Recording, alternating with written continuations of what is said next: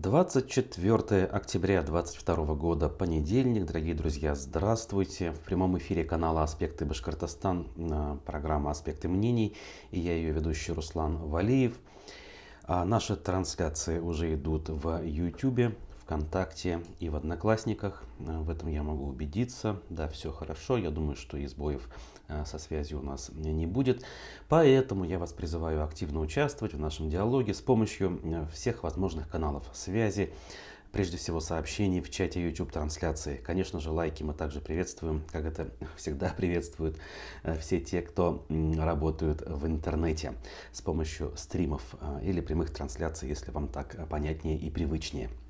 Это можно делать как в процессе, прямо сейчас, если вы это делаете, также и после, если вы смотрите нас уже в записи. А таковых у нас, как правило, набирается больше половины из тех зрителей, которые имеются, а иной раз даже в разы больше. Новая рабочая неделя. Октябрь заканчивается, позади уже больше месяца периода частичной мобилизации. Много новостей на эту тему обсуждено, сказано, но я думаю, что и сегодня, и дальше они еще будут к нам поступать. Поэтому следите за повесткой. Для этого у нас есть не только трансляции, но и официальный сайт aspectmedia.ru и для удобства пользователей телеграм-канал, где аккумулируются все наши информационные публикации, как новости с сайта, так и записи прямых трансляций. Причем не только в видеоформате, но и в формате аудиоподкастов. Довольно удобно, если вы слушать любите в наушниках, прогуливаясь по улицам или даже в автомобиле с помощью автомобильной аудиосистемы. Ссылки к аудиоподкастам в закрепленном сообщении в телеграм-канале в самом верху. Таким образом, все на своих местах. Поэтому можно переходить к обзору прессы. Сразу целый ряд публикаций конца минувшей недели и минувших выходных с сайта «Аспектов». В Башкортостане сообщили о задержании возможных поджигателей военкомата и военно-учетного стола в администрации района. Против них возбуждены уголовные дела, сообщили в Республиканском управлении ФСБ. О чем речь? 26 сентября в здании военкомата Кугарчинского из Янчуринского районов кто-то бросил коктейль Молотова. В результате был поврежден лишь оконный блок. Об этом сообщали республиканские СМИ. Сотрудники спецслужбы заподозрили в этом и задержали жителя села Исянгулова 83-го года рождения, то есть 39-летнего мужчину. 8 октября кто-то разбил окно в здании администрации села Архангельское и совершил поджог помещения, где находится военно-учетный стол. Помещение сгорело, задержали подозреваемого по этому делу студента первого курса Аграрного университета 2004 года рождения.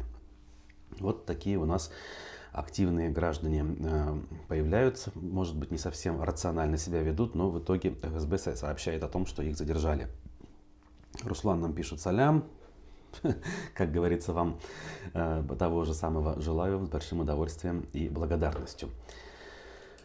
А мы дальше двигаемся. Минувшую пятницу пополнили список иностранных агентов наше Министерство юстиции. И в него включили, во-первых, моих бывших, в общем-то, коллег, любимых Александра Плющева и Татьяну Фельгенгауэр, которые после ликвидации «Эхо Москвы» благополучно ведут YouTube-канал. Точнее, на YouTube-канале Александра Плющева ведут шоу Breakfast Show. Очень рекомендую тем, кто еще по каким-то причинам не увидел и не смотрел. И помимо них в этом списке оказался наш с вами соотечественник, земляк, активист Руслан Габасов. Он там, фигурирует как человек, имеющий отношение к СМИ, иностранному агенту Радио Свободе. Вот. Надо сказать, что действительно на страницах заблокированного и признанного иностранным агентом издания «Идель Реалии» у Габбасова регулярно выходят колонки, тексты авторские. И вот, судя по всему, формальной причиной включения в список иноагентов послужило вот это вот самое наличие колонки. И, может быть, по косвенным признакам они сделали вывод, что за авторство человек получает гонорар. И, соответственно, поскольку он пишет все-таки на околополитические и прямо политические темы, они посчитали необходимым и возможным признать его иностранным агентом. И сделали это в один день с Плющевым и Филигенгауэр. В общем, об этом Габбасов в своем телеграм-канале сообщил, не без гордости даже некоторые, наверное, точно без сожаления, могу я констатировать. И, в общем-то, я не удивлен. Это, наверное, единственная нормальная реакция в наше время по поводу присвоения данного статуса. Иначе и быть не может. Хотя кто-то, может быть, не согласится, но в этом смысле мы можем поспорить. А у нас тем временем не успокоится никак. Автор идеи создания батальона имени Салавата Юлаева намерен собрать второй батальон. Кстати, на тему батальона, собственно, Салавата Юлаева высказался еще один наш коллега Максим Гурников в одном из эфиров вновь созданного проекта «Эхо» о том, что ведь Салават Юлаев и его фигура в историческом контексте имеет определенную коннотацию. И не является ли, по сути дела, поддержкой сепаратизма то, что у нас в республике создают батальоны имени данного национального героя? Я при всем уважении, разумеется, к герою и к Салавату Юлаеву это говорю, но как бы довольно любопытно получается, если взять во внимание ту политику властей, которая у нас в республике ведется. Так. Значит, дальше. Что дальше? Я должен сказать поподробнее. Значит, по словам Артура Юмагужина, называющего себя командиром народного батальона имени Салавата Юлаева, значит, формирование первого батальона закончено. В ближайшие дни будет объявлен сбор этого самого батальона. Дату сбора мы дополнительно сообщим, сказал он. Просьба ко всем подавшим заявки быть на связи. В связи с большим количеством обращений, желающих вступить в батальон, командованием принято решение. После отправки первого батальона будет формироваться второй батальон имени Салавата Юлаева. Обращаюсь к вам, к ветеранам боевых действий, офицерам силовых структур в отставке, патриотам своей отчизны, с призывом вступить в наш батальон, сказал Артур Юмагужин. И, судя по всему, данные призывы отклик находят, как минимум в нашей республике, достаточно тех, кто по каким-то причинам, в том числе, наверное, все-таки материального характера, соглашается принимать участие в этом деле. Ну а чтобы все это спорилось, как говорится, получалось, у нас в Башкирии в 16 мечетях прошли коллективные молитвы. И не только, а также еще и жертвоприношения. Об этом сообщает аж официальный источник телеканал БСТ. По данным канала, инициатором стал опять-таки никто иной, а вице-премьер Азат Бадранов, который в скором времени сам планирует отправиться в зону боевых действий. Так, прихожанам Баймакской мечети раздали мясо жертвенного животного, заклание которого состоялось в субботу утром. Как рассказал в соцсетях глава администрации Бишбулякского района Артур Зарипов, в мечетях Бишбуляка и Беккулова состоялись обряды жертвоприношения и коллективные молитвы за земляков, участвующих в СВО в Украине. Собравшись вместе, поделились друг с другом переживаниями и мыслями о будущем. Цитата главы администрации.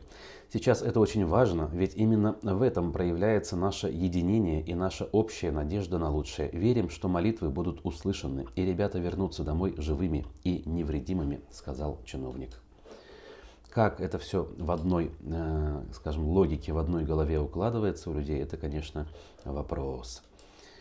И жертвоприношение, и так называемая спецоперация, как это вот интересно с точки зрения того же Аллаха, все это, в какой логике, скажем так, находится, и, соответственно, ради чего это все происходит, как это объясняется, так сказать. Да. Ну что ж, мы, соответственно, дальше двигаемся с тем, что имеем. Так, БСК на повестке дня, башкирская содовая компания, Она готова потратить до 3 миллионов 200 тысяч рублей на стенд в ходе выставки «Российский промышленный форум». Денег, как говорится, на такие вещи мы не жалеем. Соответствующий контракт размещен на портале госзакупок. Выставка пройдет с 16 по 18 ноября в Уфимском ВДНХ Экспо. То есть не где-нибудь, а вот прямо здесь у нас. Компания заказывает трехсторонний стенд с видеостеной. Заявленная цель участия в выставке – поддержание имиджа компании, поиск новых партнеров, в том числе иностранных, позиционирование перед представителями госвласти. А как же госвласть, видимо, вот все никак не может убедиться в том, что БСК – это важная компания. Нужно обязательно позиционировать собственную, значит, значимость перед органами госвласти. Написали бы уж хотя бы формально позиционирование, я не знаю, своей социальной ориентированности перед жителями республики. Вот хоть как-то можно было бы, да, знаете ли, к формулировке не придираться. Ну, вот это вот лебезение перед госвластью, конечно, мягко говоря, бесит. Уже не буду так, мягко говорить, смущает. Минздрав Башкирии намерен создать новый совет для обеспечения льготников лекарствами. Минздрав, значит, разработал соответствующий документ, проект этого совета, и он должен будет организовывать обеспечение льготников лекарственными препаратами, медицинскими изделиями, специализированными продуктами питания. При этом приказ о создании в прошлом году аналогичного экспертного совета по организации лекарственного обеспечения предлагается отменить. Аналогично, интересно. Коммерсант об этом пишет.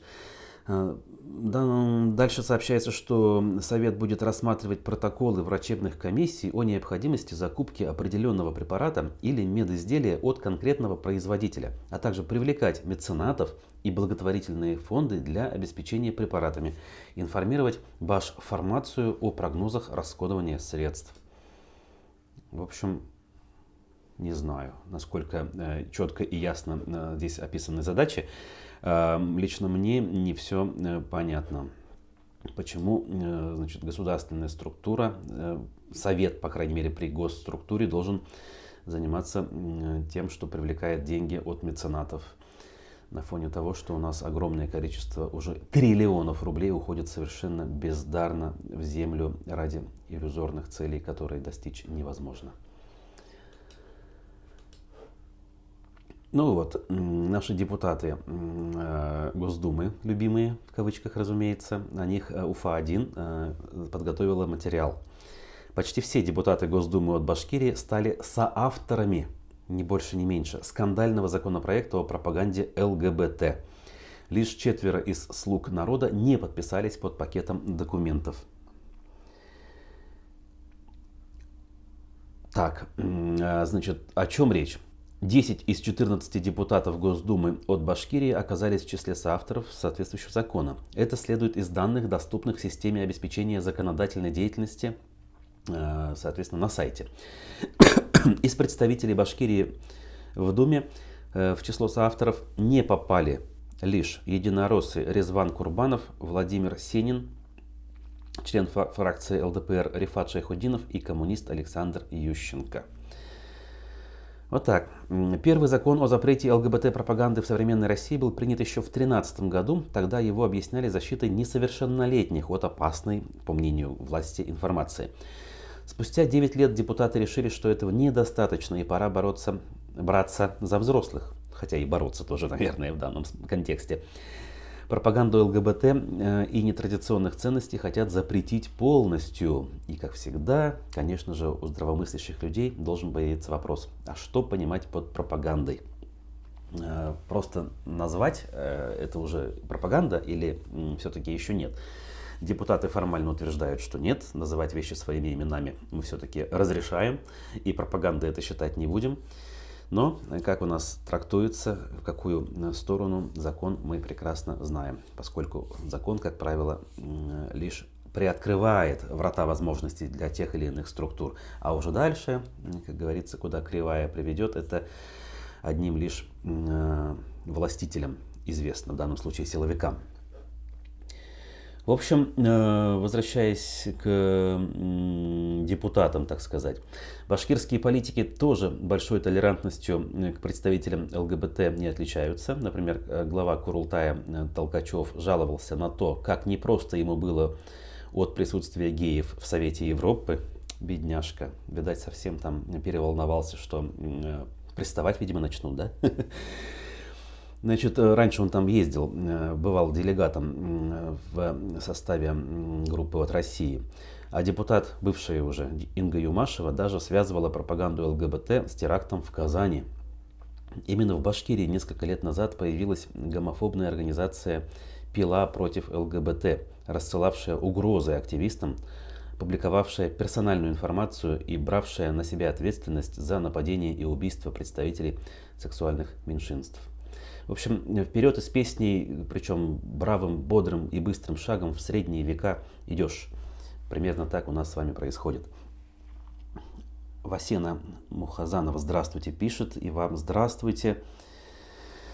Руслан спрашивает, немного ли жертвоприношений. Да вообще много или немного тут, наверное, даже не важно, а сам факт этого мероприятия вызывает недоумение и опять-таки подтверждает тезис, что я только что озвучил по поводу нашего стремления вернуться в средние века, где-то век эдак 14-15.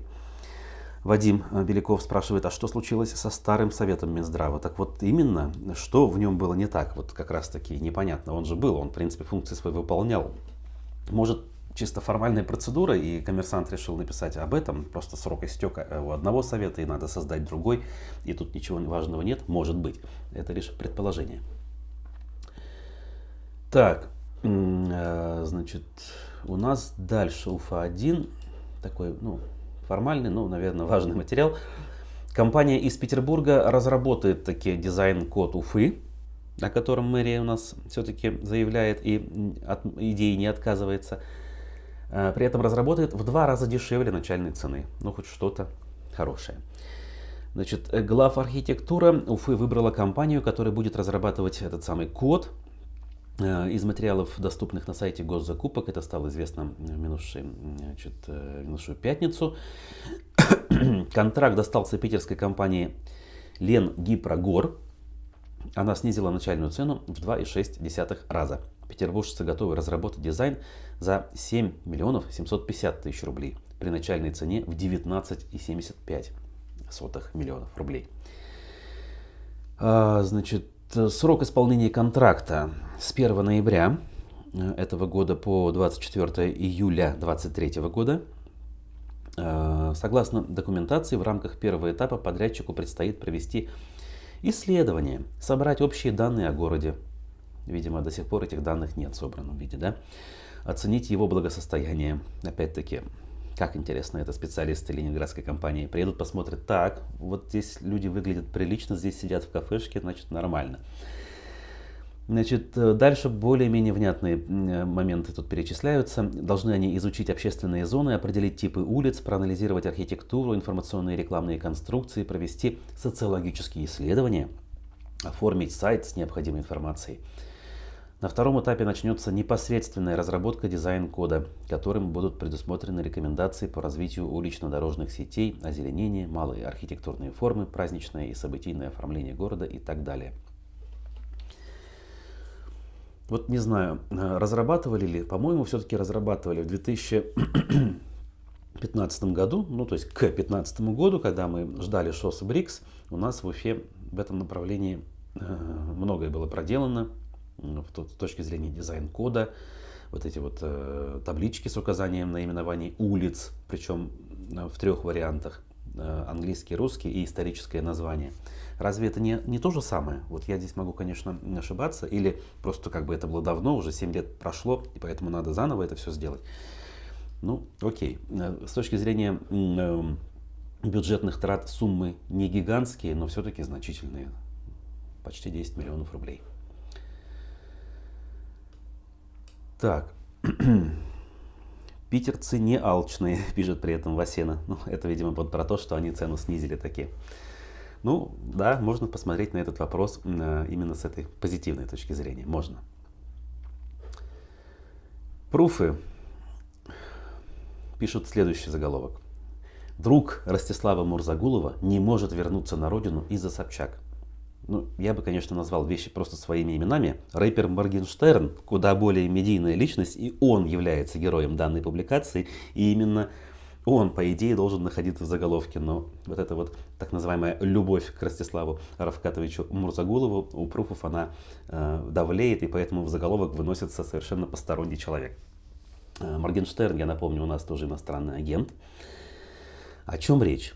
Значит, ранее исполнитель из Уфы в новом выпуске YouTube-канала «Вписка» объяснил, почему не может вернуться в Россию, а именно из-за интервью Ксении Собчак. Собчак – это фигура, которая повлияла на то, что я не могу вернуться в свою страну, признался он.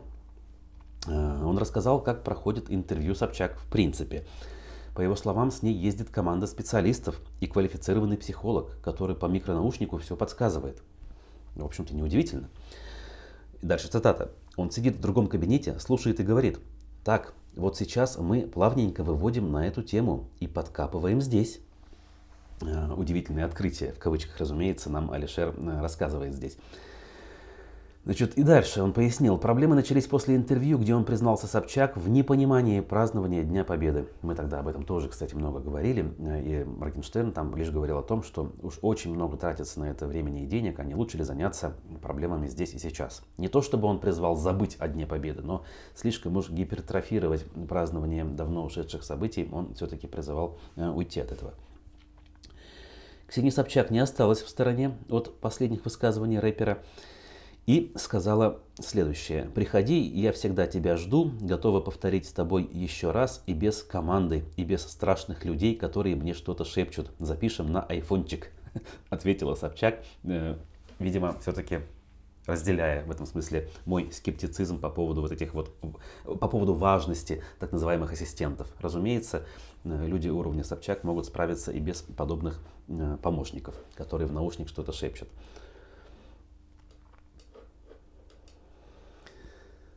Так, дальше у пруфов разбор полетов, или кто-то скажет грязного белья, хотя здесь все-таки криминал, важная история. Начальник судебных приставов из Башкирии, которого заподозрили в пьяном вождении в День Республики, отрицает не то, что он был пьяный, а то, что он был с любовницей, пишут нам пруфы. Значит, в редакцию издания обратился начальник Сибайского отдела судебных приставов Александр Князев, которого в День Республики 11 октября сотрудники ГИБДД поймали за рулем, предположительно в пьяном виде. Также он рассказал, что в автомобиле был один. В отношении меня вышла недостоверная информация. Там есть доля правды, но это слишком приукрашено, расписано не в том ключе. На самом деле, да, у меня возникла проблема с сотрудниками ДПС, но был я в состоянии алкогольного опьянения или нет, ничего не доказано еще. Суд будет, и до вступления решения суда в законную силу человека нельзя обвинять, утверждает он. ГИБДД действовала не совсем законно. Данная остановка была незаконной, утверждает он. Да ну. Подробности озвучивать тоже не буду. Мы ведем свое внутреннее расследование вот так вот для дальнейшего, более объективного разбирательства, высказался начальник управления судебных приставов Сибая. Это интересно как? Они альтернативную, значит, силовую структуру себя представляют и ведут собственное внутреннее расследование, которое, видимо, должно перекрыть результаты расследования официального органа в виде ГИБДД. Также он объяснил, что был в автомобиле один, и слухи о том, что он якобы был в машине с коллегой, не соответствуют действительности. Также высокопоставленный судебный пристав предположил, что распространение подобных слухов кому-то нужно. В общем, такая местечковая история, но, на мой взгляд, довольно показательная. Радует лишь то, что человек обратился в СМИ. Вот это вот похвально. Вот этого у нас зачастую не хватает у жителей республики, особенно у каких-либо деятелей высокопоставленных, зачастую там, около политических или, собственно, политических. Так. Риторическим вопросом задалась наша зрительница Васена. А что у нас, есть законы? Вы знаете, законы у нас есть, а некоторые из них даже вполне приличные и выглядят прям такие современно и абсолютно адекватно времени. Но, как говорится, суровость законов компенсируется необязательностью их исполнения. Есть банальная, значит, присказка на этот счет. И в условиях той системы, которая у нас сейчас выстроена в целом, законы, они уходят на второй план, на первый план выходят совершенно иные механизмы решения вопросов, так называемое телефонное право в частности. Вот. И даже Конституция, кстати говоря, которую переписали вдоль и поперек в 2020 году, все-таки в первых двух главах-то осталась неизменной. Глава 2 о правах человека, она в принципе у нас потрясающая, ни много ни мало прекрасная, но практически ни один из пунктов, которые там перечисляются, не работают вовсе. Особенно сейчас, когда в стране вводится военное положение, и по прогнозам некоторых специалистов это лишь начало. Дальше может быть только хуже, потому что вот тот самый режим повышенной готовности в некоторых регионах, режим базовой готовности, как у нас в Башкирии, это всего лишь переходный период до поры до времени. А я двигаюсь дальше. Так, что у меня происходит? Минуточку. Не понимаю. Ага, вот так вот. Кстати, благодарю вас, друзья, за активность. Судя по СВО и мобилизации, законов у нас нет, или они написаны, видимо, через одно место, хотела сказать Васяна. И я опять-таки не могу с ней не согласиться. Так, ну вот, кстати, в продолжение темы, главу Башкортостана попросили отправлять на спецоперацию людей без опыта. Хотя изначально президентом было сказано, что призываться должны в рамках, по крайней мере, первой волны, так называемой, которой тоже не существует. Я напомню, у нас никаких волн нет, у нас есть просто частичная мобилизация по официальным данным. Слово есть, точнее, жопа есть, а слова нет, да, как известно. О чем в эфире РБК высокопоставленный чиновник на днях сказал, не понимая, что микрофон включен, комментируя ситуацию с беспилотниками. Значит, господи, шахид, которые у нас другим, значит, словом называются, иранские. Так вот, о чем речь? Герань-2, да, у нас это называют Минобороны. Жительница республики попросила Радия Хабирова отправлять на Украину тех, кто не был в горячих точках.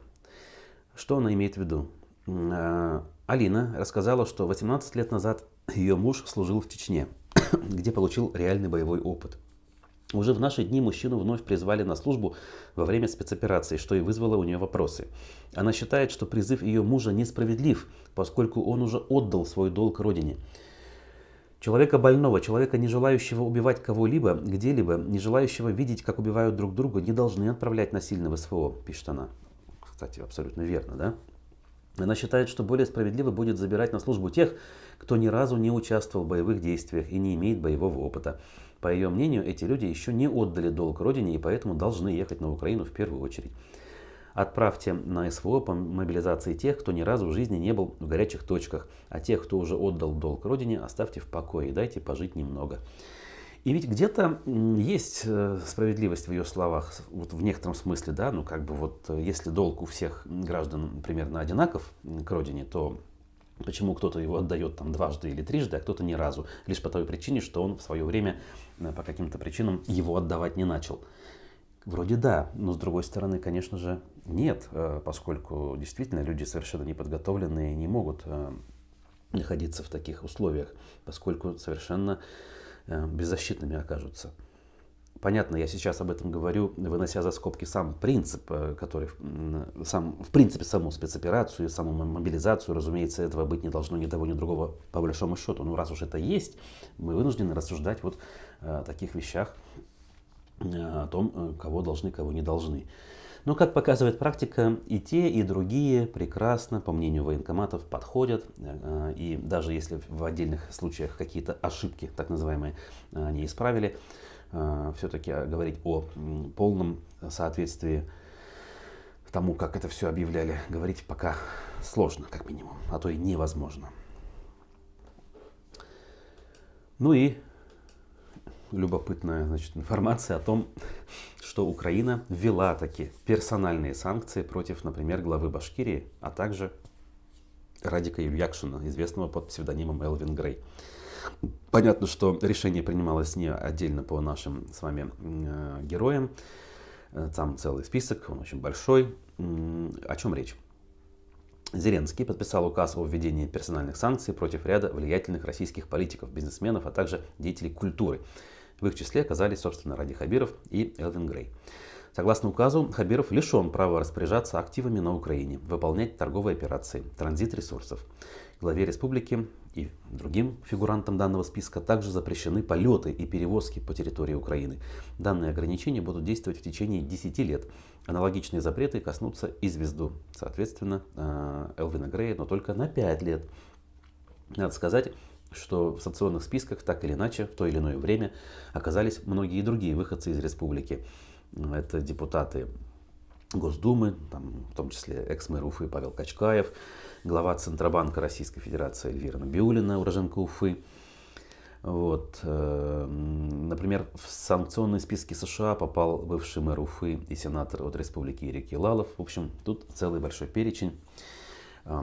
Понятно, что это имеет скорее символическое значение, но как бы то ни было, для кого-то это может оказаться важным, особенно когда речь идет о том, что где-то какие-то активы, возможно, родственники тем более, это все, мягко говоря, должно заставить людей задуматься, а стоит ли вести себя так, как они ведут последние месяцы и годы, а может быть, стоит все-таки где-то включить здравый смысл, который вроде бы у людей все-таки не полностью еще потерян, как мне казалось, особенно в личном общении или в процессе каких-либо интервью. Вот такая вот у нас утренняя повестка к понедельнику, друзья. 24, я напомню, уже октября сегодня. И погода меняется, она приближается к нулевым значениям, приблизилась уже. Автомобилистам надо задуматься о замене летней резины на зимнюю. И всем надо помнить, что в это непростое время опускать, как говорится, голову не стоит, но и расслабляться и говорить, что нас это не касается, тоже неправильно. Поэтому читайте новости на Аспектах, смотрите наши эфиры. Кстати, сегодня в 15 часов у нас в гостях экономист Рустем Шаяхметов. Следите за анонсами, присылайте вопросы. Меня зовут Руслан Валиев. До новых встреч в эфирах. Всем пока. До свидания.